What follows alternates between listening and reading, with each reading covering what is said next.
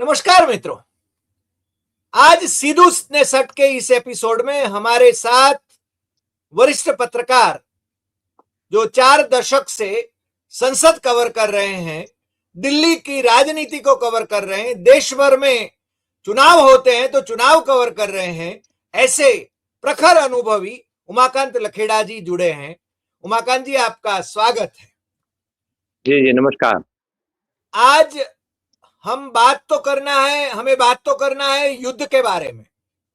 जी Israel और America ने Iran पर हमला बोल दिया। ईरान के सर्वोच्च नेता को उनकी हत्या कर दी गई और अब पूरे गल्फ में अशांति का माहौल है।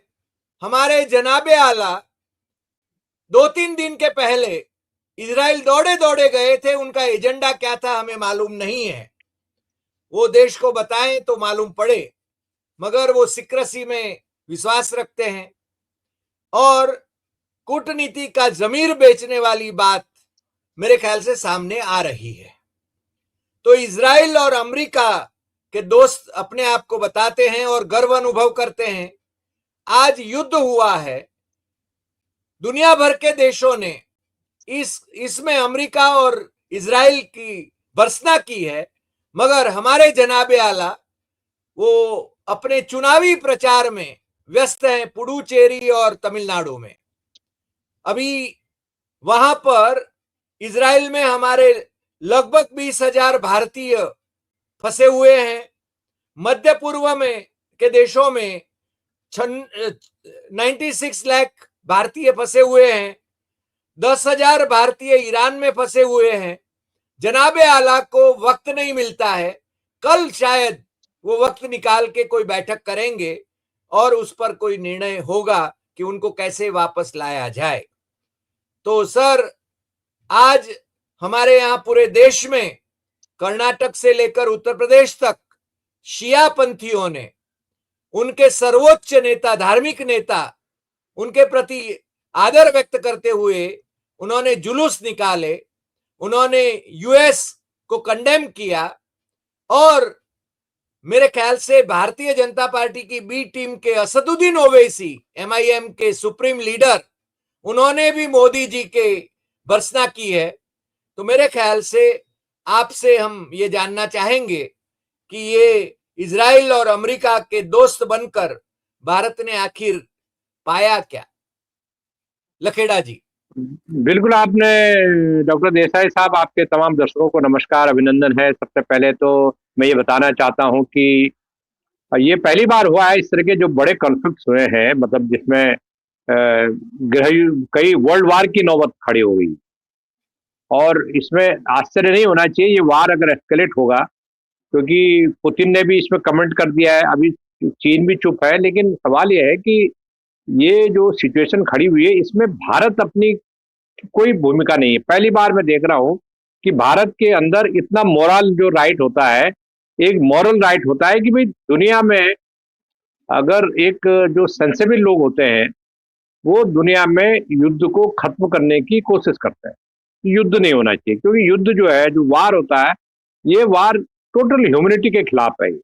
और आज के जो वार है, जो मॉडर्न वार होते हैं, ये वार तो न्यूक्लियर तक भी जा सकते हैं, केमिकल वेपन इस्तेमाल होने वाले हैं। आप हो सकता है कि इस समय चल रहे हो केमिकल वेपन इस्तेमाल हो रहा है, क्योंकि हम ये करने वाला है ईरान, केमिकल वेपन इस्तेमाल करने वाला।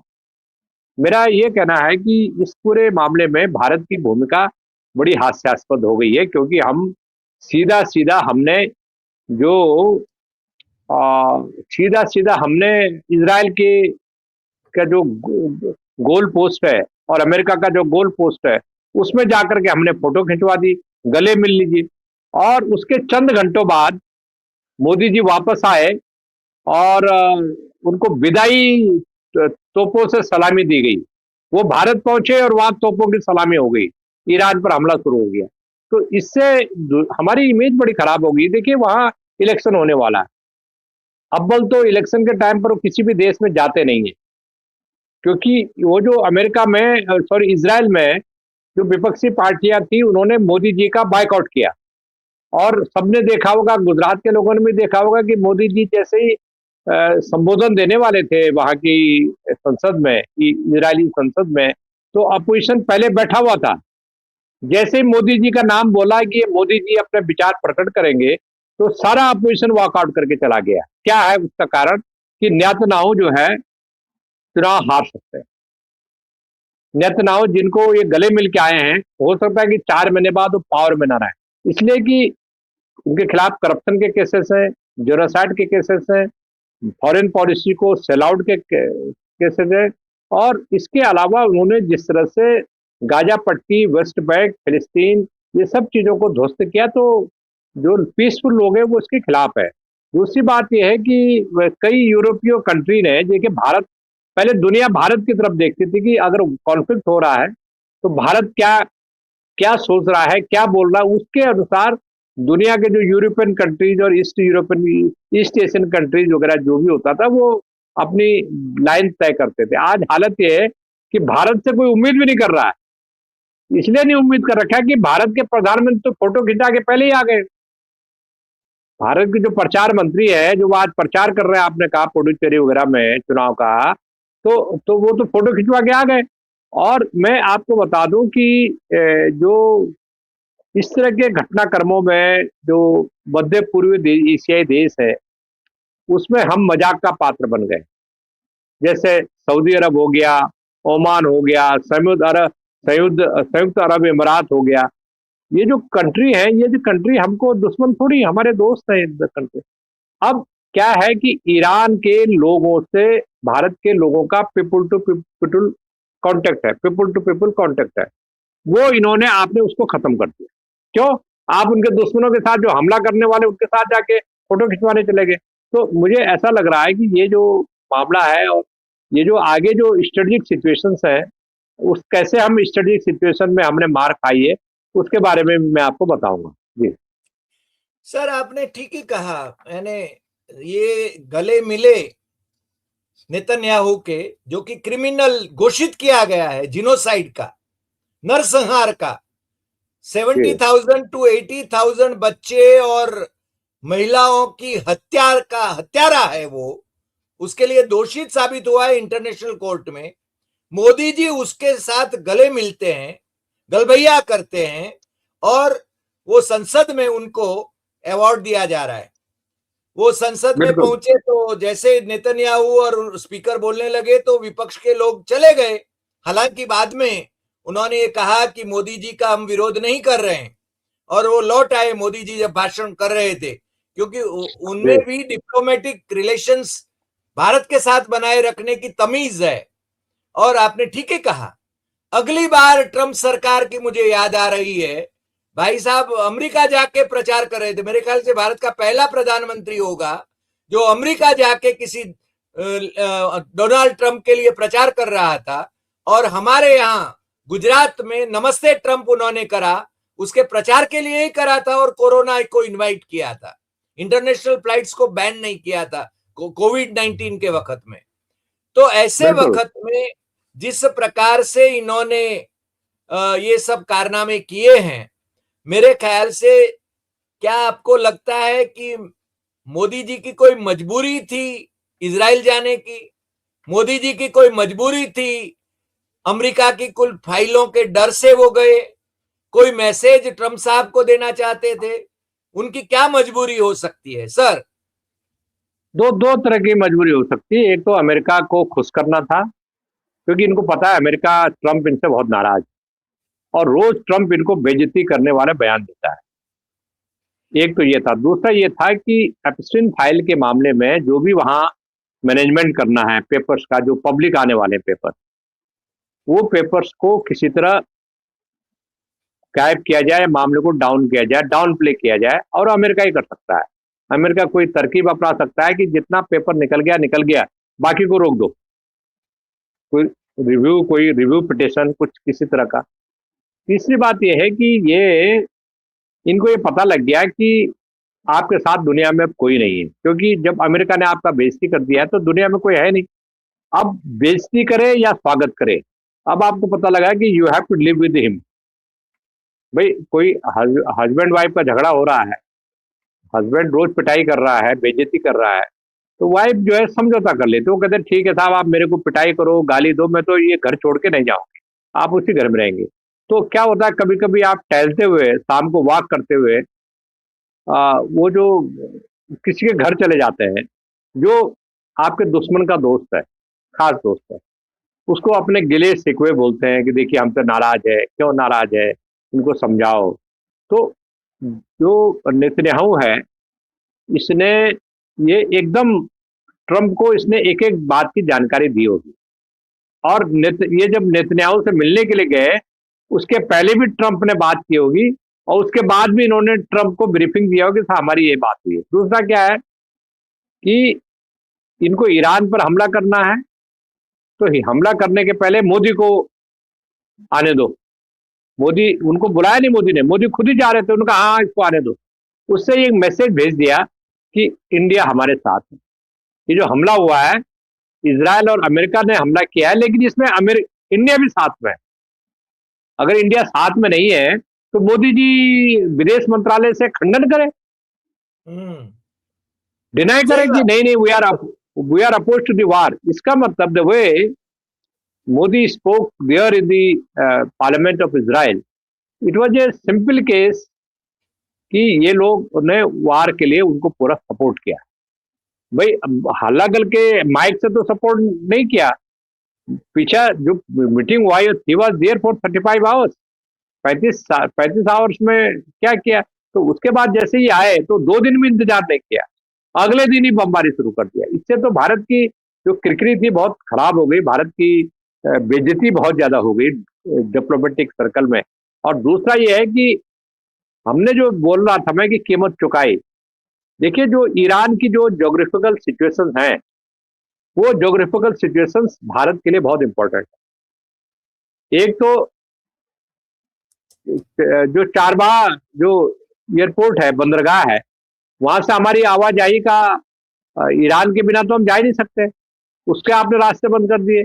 दूसरा जो मध्य पूर्व है, मिडिल ईस्ट है, मिडिल ईस्ट जाने का रास्ता, हमारा जो रोड रास्ता है वो तो ईरान है। अब समुद्र के रास्ते भी जाएंगे तो ईरान से मदद लेनी पड़ेगी।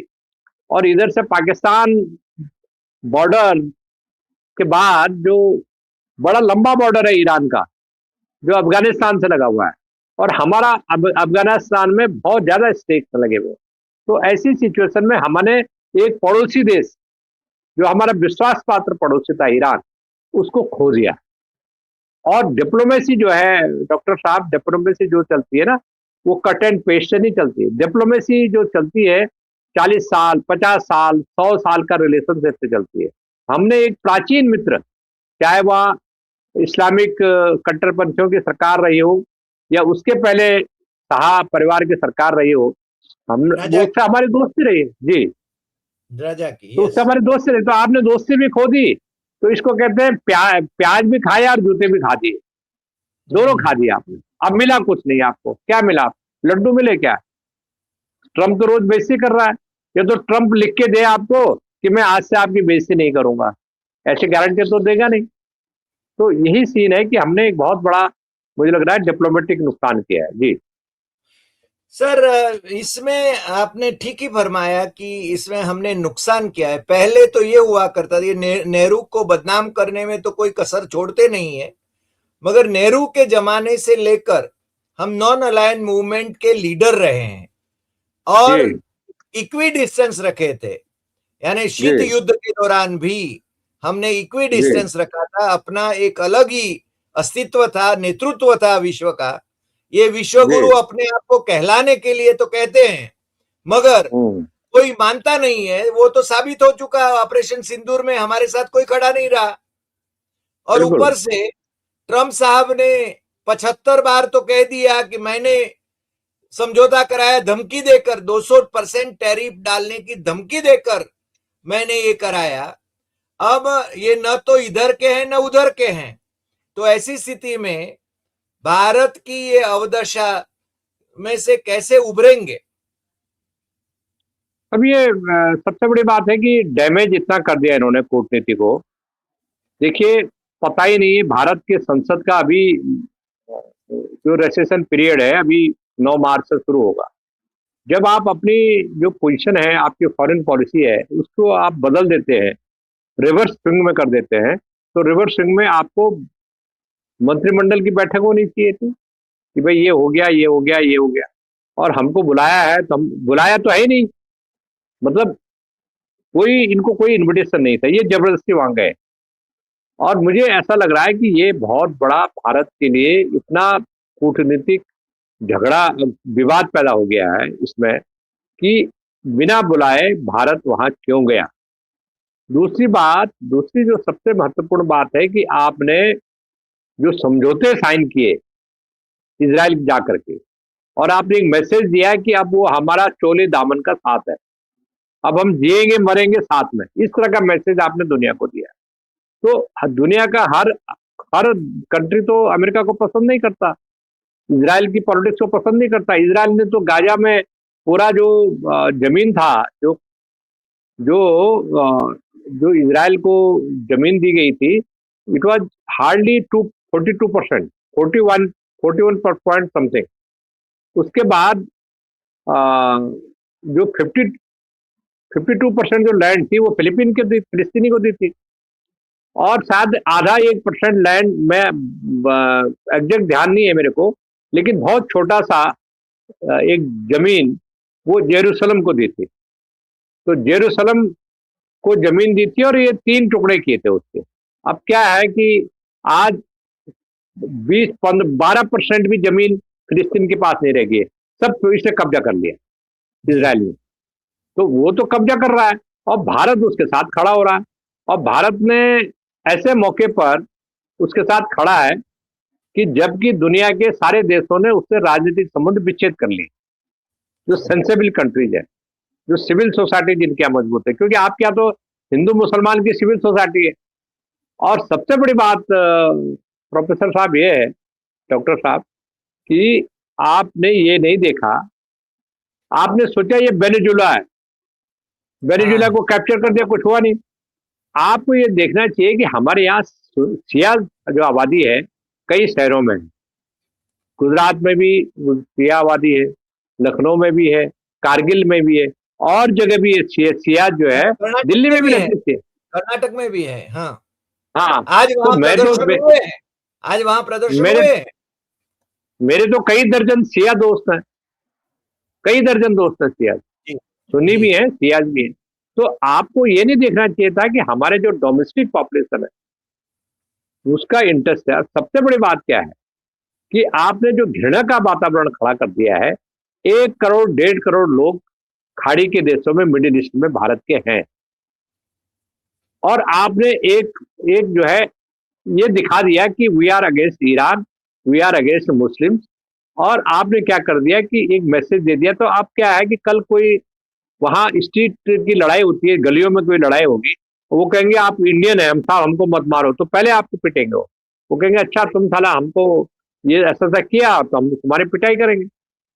तो ये गाली भी देंगे वो लोग। तो सही बात। सवाल ये है कि आप कभी भी इस तरह का शॉर्ट टर्म चीजें नहीं देख सकते। डिप्लोमेसी में आपको लॉन्ग टर्म चीजें देखनी होती हैं, और मोदी सरकार ने वो लॉन्ग टर्म चीजों को खत्म कर दिया। डिप्लोमेसी का जो डिप्लोमेसी एक दिन में नहीं बनता है, कई जनरेशन लगती है, 3-3 सही 4-4 बात। विश्वास, आदान प्रदान, man to man contact, people to people contact, diplomacy, आदान प्रदान, व्यापार, कारोबार, शिक्षा दीक्षा, ये सारी चीजें हो रही है, और बेकसूर लोग मारे गए।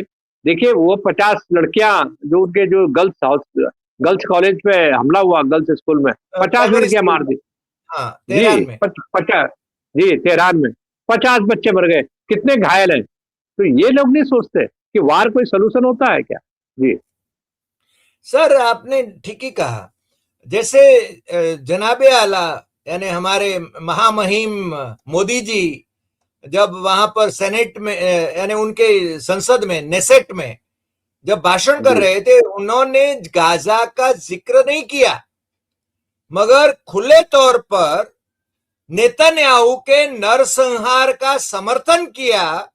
हो सकता बिल्कुल है वो अपने कारनामों को इक्वेट करते हो, ये भी हम समझ सकते हैं। और दूसरी बात, आने वाले दिनों में रशिया से हमने तेल मंगवाना बंद करना है क्योंकि आदेश आया है वॉशिंगटन से। और कुछ करना, टैरिफ हमें 3% दे रहे थे अमेरिका को एक्सपोर्ट पर, वो अभी 18% या तो 25% 23% करना वो होगा हमारे पर। तो इस प्रकार से, और दूसरा क्रूड का जो प्राइस है वो तो अभी शूटअप होगा ना, तो अपने बिल्कुल अर्थतंत्र पर पूरा पूरा बोझ आएगा ये वॉर से। क्या आप बिल्कुल कहेंगे? बिल्कुल सर, ऐसा है कि अभी देखना, अभी कल का इंतजार कीजिए आप। कल मंडे है, हमारे शेयर मार्केट का बाजा बजने वाला है। अभी जो सप्लाई होती थी, मतलब जो हमारा सामान सप्लाई होता था मध्य पूर्व में, मिडिल ईस्ट में, वो सब बैन हो जाए, क्योंकि वार जोन में तो आप सामान भेज नहीं सकते। तीसरी बात यह है कि हमारा जो ओवरऑल जो ईरान के साथ, इवन इसराइल के साथ जो हमारा, क्योंकि वार जोन में आप कैसे सामान भेजें, और आपका जो बैलेंस ऑफ पेमेंट का सिचुएशन खड़ी हो जाएगी। आपको अभी जब आपका ओवरऑल जो आपका निर्यात का कम होगा, तो आपका जो जो फॉरेन रिजर्व है वो तो पहले मोदी जी ने तो देश को वैसे नंगा ऑलरेडी कर चुके हैं। अभी और हालत खराब होने वाली इकोनॉमी की।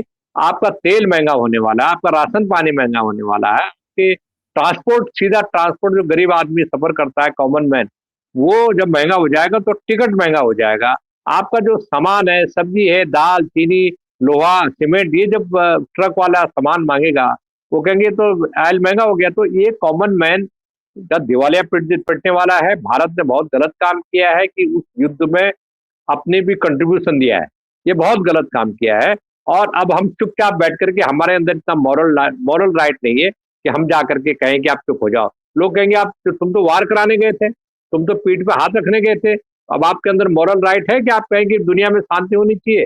तो ये तमाम तरह के सवाल है। भारत ने अपनी स्थिति बहुत हास्यास्पद कर दी है, और दुनिया के दो देश हंस रहे हैं। मैं तो कह रहा हूँ कि चीन और रूस जैसे देश भी हंस रहे हैं आप पर, कि आपकी कोई स्टैंडिंग नहीं रही। आपको जो जो एडवाइस कर रहे हैं सरकार को, उन सरकार के एडवाइजर्स का कोई वजूद नहीं है। ऐसा लग रहा है कि गवर्नमेंट कोई है ही नहीं है, सरकार नाम की सरकार है, लेकिन ये, इसको कूटनीति नहीं आती, इसका फॉरेन रिलेशन डेवलप करना नहीं आता, इसको प्रेशर नहीं आता, रेजिस्टेंस करना नहीं आता, और देश के जो इंटरेस्ट है, भारत के इंटरेस्ट, उस भारत के इंटरेस्ट को ये सरकार प्रोटेक्ट करने में पूरी तरह नाकाम रही है। इतना ही कह सकता हूँ सर। सही बात है सर, आपने ये बहुत बड़ी बात कही है। और जिस प्रकार से कूटनीति और राजनीति, ये दोनों में अंतर है, डिप्लोमेसी और पॉलिटिक्स। मेरे ख्याल से मोदी जी के जमाने में तो ये हुआ कि विदेश यात्राएं जाते हैं, बड़े अपने आप के फोटो खिंचवाते हैं, इवेंट मैनेजमेंट करते हैं, मोदी मोदी के नारे लगाते हैं, और वो यहाँ पर मैसेज देना चाहते हैं कि देखिए मैं पॉपुलर हूं। आपको तो भली भांति मालूम ही होगा, अमेरिका की एक बिकाऊ कंपनी है, उससे वो सर्वे कराते थे, और आजकल वो बंद हो गया। वरना उसमें ऐसा था सर, मैंने तो उस पर काफी कुछ रिसर्च भी किया था, कि भारत के 500 लोग या तो 5000 लोग कहीं से पकड़ लो, और उनको पूछो कि आप किनको आप मोदी जी को समर्थन करेंगे, तो वो बोले हाँ करेंगे। तो 76% लोग मोदी की को समर्थन करेंगे, तो फिर मोदी जी विश्व के सबसे बड़े, सबसे लोकप्रिय नेता। और आज भी उनकी पार्टी के जो अंधभक्त हैं, उनके जो समर्थक हैं, वो यही शब्द प्रयोग करते हैं, विश्व के सबसे लोकप्रिय नेता। अरे काहे लोकप्रिय, काहे बिल्कुल लोकप्रिय? जो देश को बेचने निकले हैं, अमेरिका के आदेश पर काम कर रहे हैं, ये कैसे? मेरे ख्याल से देश की जनता को ये समझना होगा। आपने हमारा और दर्शकों का ज्ञानवर्धन किया है, उसके लिए आपका बहुत बहुत धन्यवाद। और फिर मिलेंगे नए एपिसोड में नए विषय के साथ। नमस्कार। बहुत